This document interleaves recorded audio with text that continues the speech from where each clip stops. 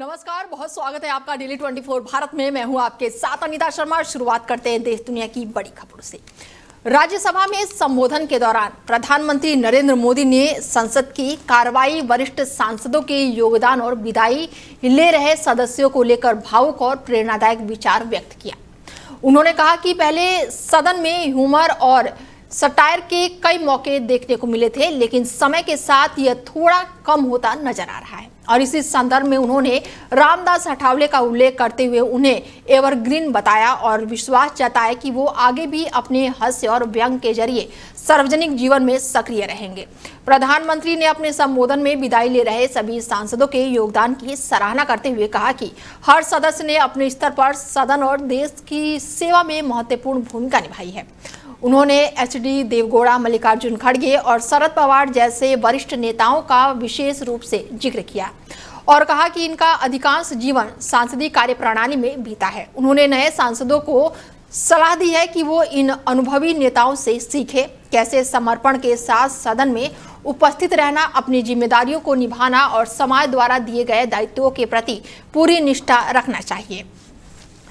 अपने भाषण के अंत में प्रधानमंत्री नरेंद्र मोदी ने विदाई ले रहे सदस्यों को शुभकामनाएं देते हुए कहा कि कुछ सांसद फिर से लौटने के लिए जा रहे हैं, जबकि कुछ अपने राजनीतिक जीवन के नए चरण में प्रवेश करेंगे। उन्होंने ये भी कहा कि राजनीति में कभी पूर्ण विराम नहीं होता, बल्कि ये एक निरंतर यात्रा है। जो सदस्य अब सदन में वापस नहीं आएंगे, उनके अनुभव और योगदान राष्ट्रीय जीवन में आगे भी महत्वपूर्ण भूमिका निभाते रहेंगे और भविष्य में भी उनके लिए अनेक अवसर खुले रहेंगे। सदन सदस्य ऐसे हैं जिनको शायद उस समय जाने का समय कार्यकाल आएगा जब सदन नहीं चलता होगा। कुछ हैं जिनको ऑलरेडी सदन के दरमियान ही विदाई मिल रही है, लेकिन ये जाने वाले सभी माननीय सांसदों का बहुत ही उत्तम योगदान है। इसलिए लेकिन मैं जरूर कहूंगा, आदरणीय देवगौड़ा जी, आदरणीय खड़गे जी, आदरणीय शरद पवार जी, ये ऐसे वरिष्ठ लोग हैं जिनके जीवन का आधे से अधिक उम्र संसदीय कार्य प्रणाली में गई है और इतने लंबे अनुभव के बाद भी सभी नए सांसदों ने सीखना चाहिए वैसे समर्पित भाव से सदन में आना, जो भी हमसे उनसे बन सकता है उतना योगदान करना, इन्हें समाज में से जो जिम्मेवारी मिली है उसके प्रति पूरी तरह समर्पित रहना, ये इन सब वरिष्ठ लोगों से हम जैसे सबको सीखने जैसा है और मैं उनके योगदान की भूरी भूरी सराहना करूंगा, क्योंकि इतना लंबा कार्यकाल छोटा नहीं होता, बहुत महत्वपूर्ण। खबरों में आगे बढ़ते हैं। बता दें कि देश की राजधानी नई दिल्ली के पालम इलाके में सुबह एक बेहद ही दर्दनाक हादसा सामने आया है, जब पालम मेट्रो स्टेशन के पास स्थित एक बहुमंजिला इमारत में भीषण आग लग गई। इस हादसे में पूरे इलाके में अफरा तफरी और दहशत का माहौल पैदा हो गया। शुरुआती जानकारी में 7 लोगों की मौत की खबर थी, लेकिन बाद में मृतकों की संख्या बढ़कर 9 हो गई है, जिसमें 3 मासूम बच्चे भी शामिल हैं। इस घटना के बाद से पूरे क्षेत्र में शोक और मातम का माहौल है। बताया जा रहा है कि आग एक फ्लैट से शुरू हुई और कुछ ही समय में पूरी इमारत में फैल गई।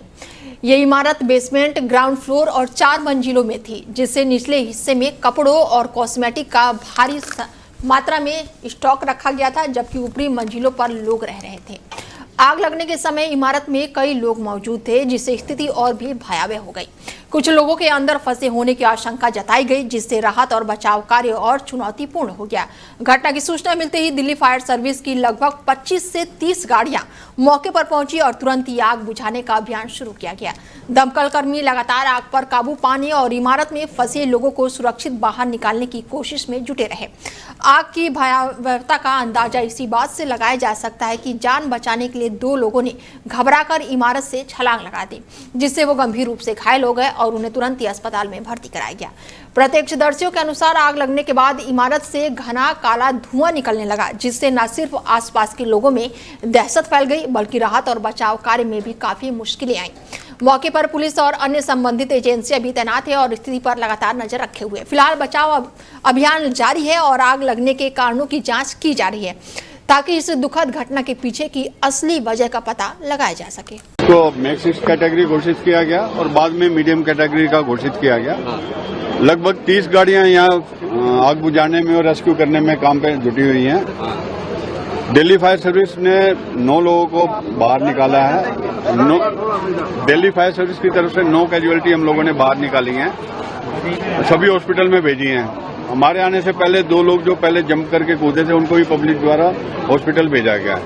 अब भी हॉस्पिटल में उनका क्या सिचुएशन है वो भी बाद में पता चलेगा। कितने लोगों की मौत हुई है? 2 लोग घायल हैं सर। मैं आपको वही बोल रहा हूँ, मैं सीन पे खड़ा हूँ, मेरे को नहीं पता कि डेथ क्या है या कौन किसी को चोट लगी है। हम लोगों ने हॉस्पिटल जो है शिफ्ट किया है। आग जो है पूरी तरह से कंट्रोल में है। अभी फिर भी थोड़ा कूलिंग ऑपरेशन जैसे खत्म होगा हम एक बार फिर दोबारा इसको सर्च एंड रेस्क्यू करेंगे। आगे कुछ हो रहता है तो आपको सूचित करेंगे। क्या अंदर कोई फंसा हुआ है? अंदर कोई फंसा हुआ है? अभी भी रेस्क्यू ऑपरेशन चल रहा है? अभी आपको यही बार बार बोल रहा हूँ मैं कि अभी हम सर्च एंड रेस्क्यू ऑपरेशन हमारा जारी है।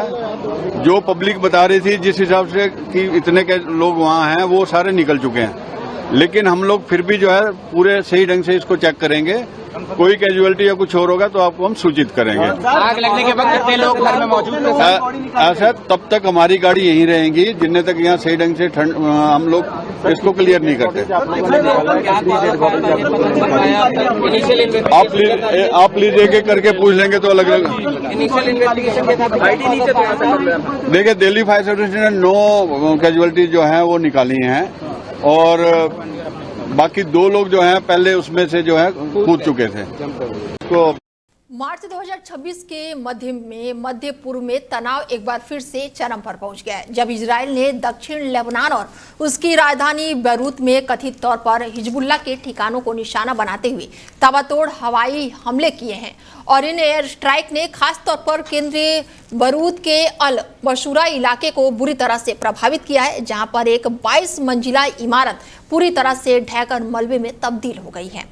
और इस विनाशकारी हमले के बाद से इलाके में भारी तबाही का मंजर देखने को मिला है, जहां पर चारों ओर धूल, धुआं और मलबा फैला हुआ था। रिपोर्ट के मुताबिक इन हमलों में कम से कम 6 लोगों की मौत की पुष्टि हुई है, जबकि कई अन्य लोगों के घायल होने और मलबे में फंसे होने की आशंका जताई जा रही है। बचाव दल और स्थानीय प्रशासन मौके पर पहुंचकर राहत कार्यों में जुट गए हैं, लेकिन लगातार हमलों और अस्थिति के कारण रेस्क्यू ऑपरेशन में काफी चुनौतियां सामने आ रही हैं। इन हमलों ने एक बार फिर से क्षेत्र में चल रहे लंबे समय से तनाव को और भी गहरा कर दिया है। इजरायल और हिजबुल्लाह के बीच टकराव पहले से ही गंभीर बना हुआ था और इस ताजा कार्रवाई के बाद से हालात और भी ज्यादा बिगड़ने की आशंका बढ़ गई है। अंतर्राष्ट्रीय समुदाय भी इस घटनाक्रम पर नजर बनाए हुए है, क्योंकि इससे पूरे मध्य पूर्वी में व्यापक अस्थिरता फैलने का खतरा पैदा हो सकता है। तो वहीं असम की राजनीति में आज बड़ा उलटफेर हो गया है। नौगांव लोकसभा सांसद प्रद्युत बिरदोलाई ने आधिकारिक तौर पर कांग्रेस छोड़कर बीजेपी में शामिल हो गए हैं। असम के मुख्यमंत्री हिमंता बिश्व शर्मा और असम बीजेपी अध्यक्ष दिलीप की मौजूदगी में बोरदोलाई ने बीजेपी की सदस्यता ग्रहण की। इसके साथ ही कल उन्होंने कांग्रेस से अपने सभी पदों और प्राथमिक सदस्यता से इस्तीफा दे दिया था। उन्होंने पार्टी अध्यक्ष मल्लिकार्जुन खड़गे को 1 लाइन का इस्तीफा पत्र भेजा था और आज महज 24 घंटे में बीजेपी में वो शामिल हो गए हैं। कांग्रेस से भूपेन बोरा के बाद बोरदोलाई ने पार्टी से इस्तीफा दिया है। राज्य में तरुण गोगोई के नेतृत्व वाली कांग्रेस में 2 सांसद, 4 बार के विधायक और कई बार पूर्व मंत्री रह चुके प्रद्युत बोरदोलाई ने कांग्रेस के साथ अपना लगभग 30 साल लंबे जुड़ाव को समाप्त कर दिया है। असम के मुख्यमंत्री हेमंता बिश्व शर्मा ने प्रतिक्रिया देते हुए कहा है कि मैं बोरदोलाई से संपर्क में नहीं हूं। अगर उन्होंने केंद्रीय गृह मंत्री से बात की होती तो मुझे पता चलता। मुझे नहीं लगता कि उन्होंने अभी किसी बीजेपी नेता से बात की है, लेकिन आगे संपर्क हो सकता है। बता दें कि चुनाव आयोग ने असम विधानसभा चुनाव की तारीखों का ऐलान कर दिया है।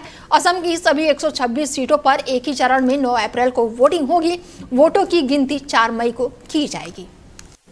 बीजेपी सांसद और अभिनेत्री कंगना रनौत ने लोकसभा में नेता प्रतिपक्ष और कांग्रेस सांसद राहुल गांधी पर बड़ा बयान दे दिया है। संसद परिषद में बुधवार को मीडिया से रूबरू होते हुए कंगना रनौत ने कहा कि संसद में राहुल जिस तरह से आचरण करते हैं उसे देखकर महिलाएं असहज हो जाती हैं।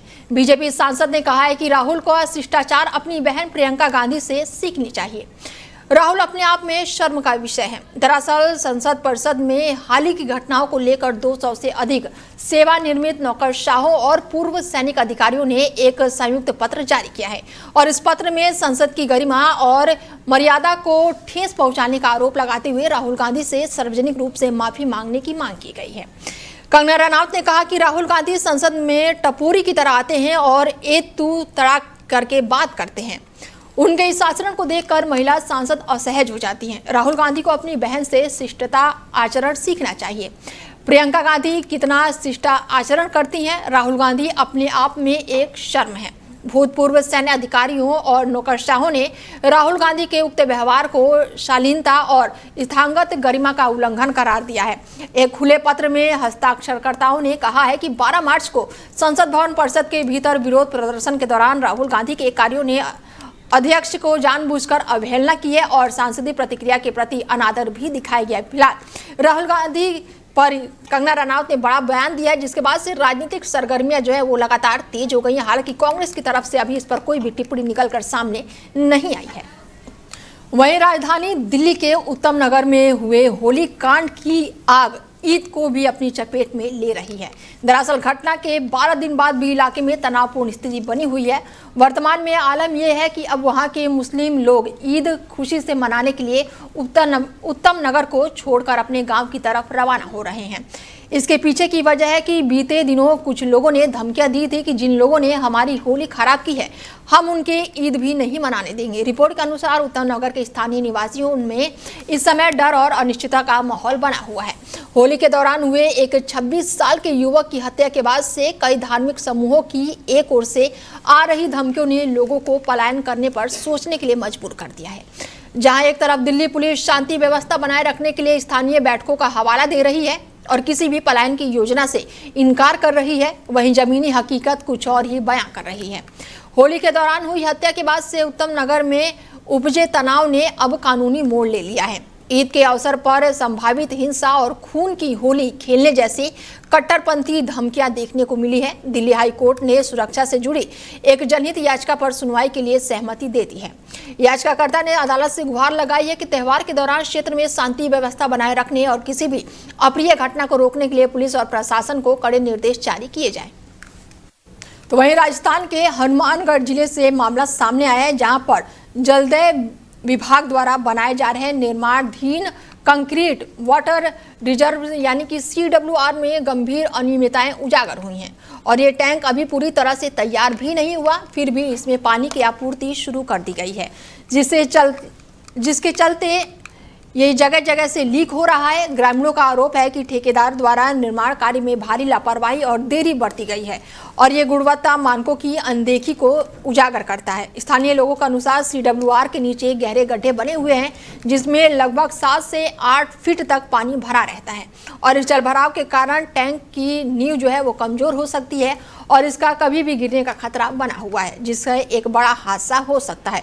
और इसके अलावा निर्माणाधीन नए टैंक के बिल्कुल पास एक पुराना CWR भी मौजूद है, जिसकी छत पहले ही गिर चुकी है। दोनों संरचनाओं के बीच की जगहों में भी गहरे गड्ढे बने हुए हैं।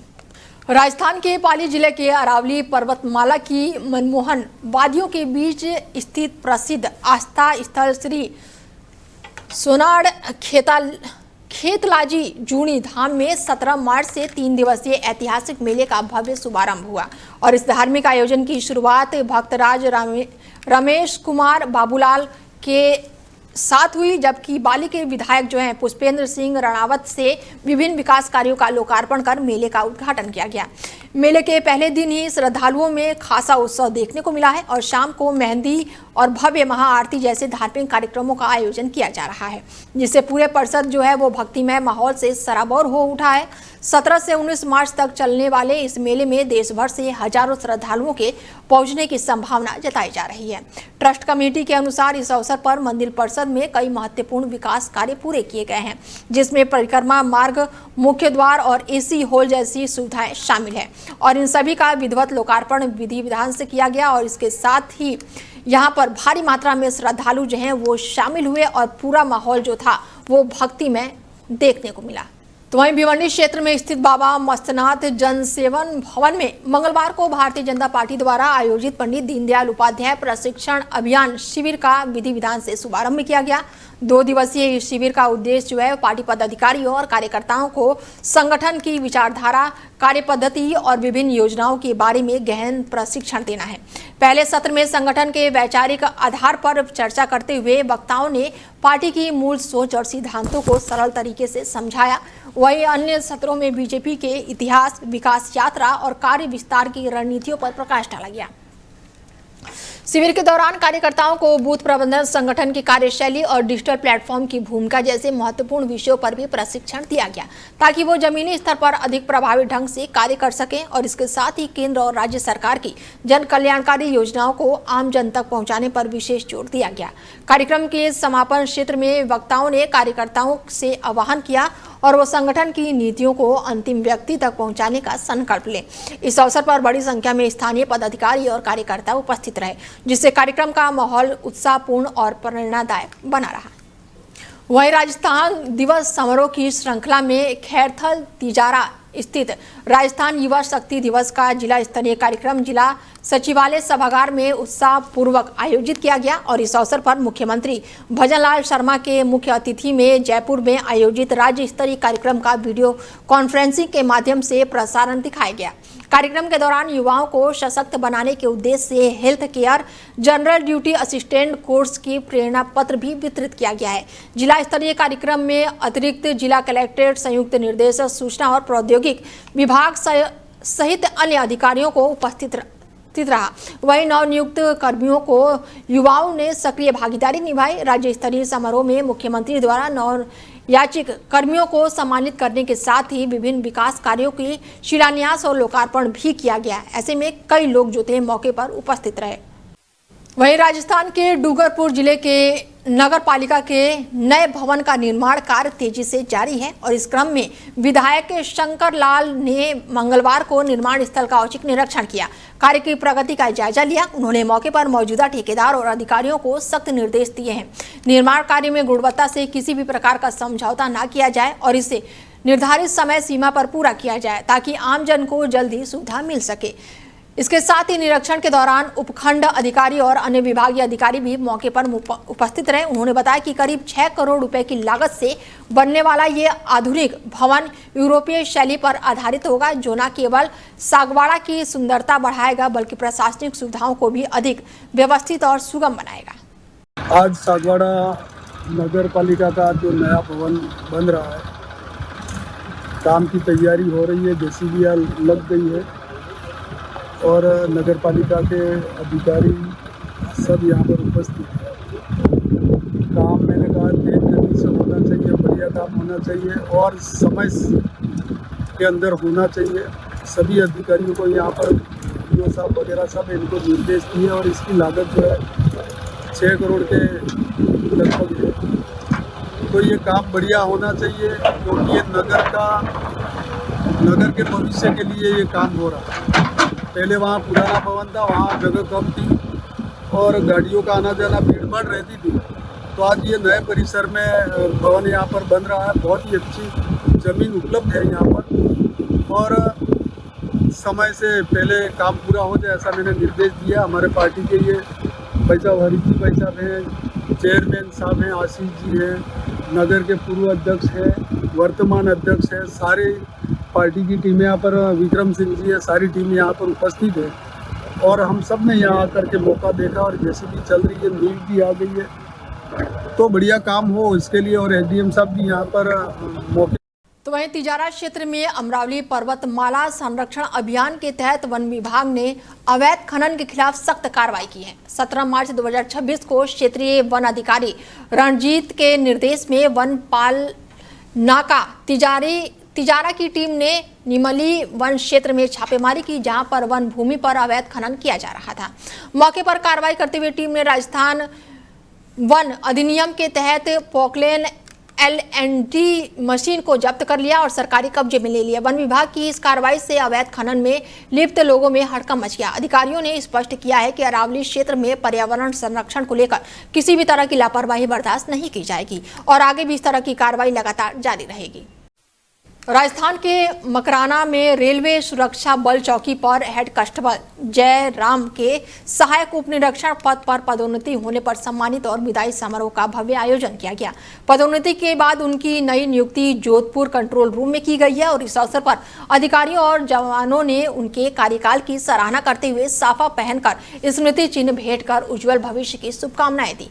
समारोह में वक्ताओं ने कहा है कि जयराम पलसिया ने अपने सेवा काल के दौरान कर्तव्य निष्ठा, अनुशासन और समर्पण के साथ उत्कृष्ट सेवाएं दी हैं, जो अन्य कर्मचारियों के लिए प्रेरणा का स्रोत है। कार्यक्रम में आरपीएफ और जीआरपी के कई अधिकारी और कर्मचारी उपस्थित रहे और सभी ने उन्हें नई जिम्मेदारी के लिए शुभकामनाएं देते हुए उनके सफल भविष्य की कामना की।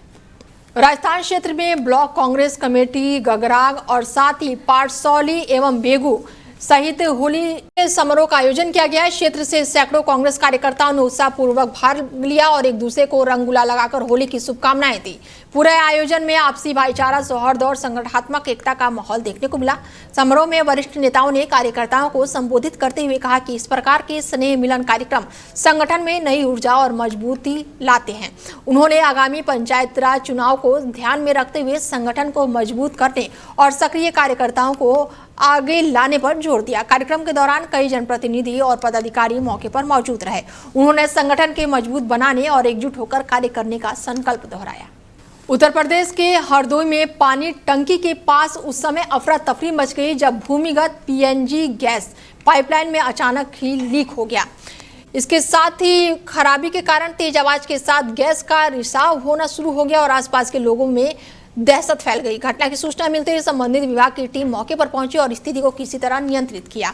बता दें कि क्षेत्र में लोगों की आवाजाही सीमित कर दी गई है और किसी भी संभावित हादसे से बचने के लिए जरूरी सुरक्षा के उपाय किए जा रहे हैं। अधिकारियों ने स्थानीय लोगों से अपील की है कि वो इलाके में धूम्रपान ना करें और किसी भी प्रकार की आग जलाने से बचे, ताकि किसी बड़ी दुर्घटना का किसी भी दूरी को टाला जा सके। ये लगभग 1.5 घंटा होने जा रहा होगा। हम लोग बहुत पूरा इलाका दहशत में है। पता चला कि धीरे धीरे गैस पाइपलाइन लीक हुई। बहुत भयंकर आवाज, बहुत तेज आवाज सुनाई पड़ रही थी। लोग करीब 1.5 घंटा हो गया। हम लोग बहुत परेशान। क्या कितनी दहशत वगैरह कैसे बहुत दहशत, हम लोग बहुत परेशान। सब लोग रोड पे अपनी छतों पे बाहर खड़े, दूर से जो है कुछ सुनाई भी नहीं पड़ रहा था। बहुत तेज, केवल आवाज ही सुनाई पड़ी, बहुत तेज। क्या नाम है आपका? चैनल सिंह। फिलहाल खबरें लगातार जारी है, बने रहिए आप हमारे साथ और देखते रहिए डेल 24 भारत। नमस्कार।